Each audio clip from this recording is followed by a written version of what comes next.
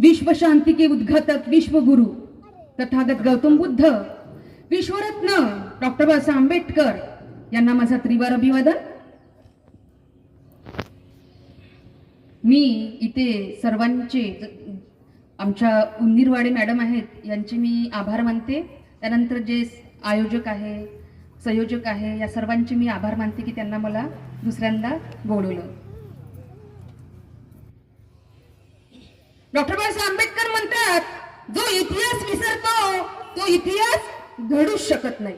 जो इतिहास विसरतो तो इतिहास घडवूच शकत नाही। डॉक्टर बाबासाहेब आंबेडकरांचं पुस्तकांवरती अतोनात प्रेम होतं। डॉक्टर बाबासाहेब आंबेडकरांचं पुस्तकांवरती अतोनात प्रेम होतं, परंतु त्यांनी एक पुस्तक जाळलं। ते पुस्तक किती जहरीलं असेल याचा तुम्ही अंदाज लावा। आणि स्वातंत्र्य, समता, बंधुता, न्याय या आधारावरती त्यांनी नवीन असं पुस्तक तयार केलं आणि ते पुस्तक म्हणजे आपलं भारतीय संविधान होय। समतेचा एक एक मोती हर एक कलमामध्ये माळला। समतेचा एक एक मोती हर एक कलमामध्ये माळला। स्वाभिमानाचा हर एक नियम काटेकोरपणे पाळला। समतेचा एक एक मोती हर एक कलमामध्ये माळला।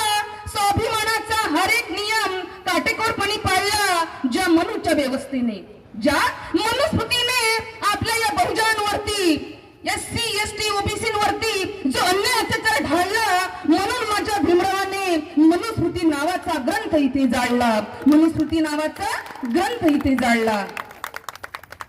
या संविधानानुसार आपल्या भारतातील संपूर्ण महिलांना, संपूर्ण नागरिकांना हक्क दिले, अधिकार दिले।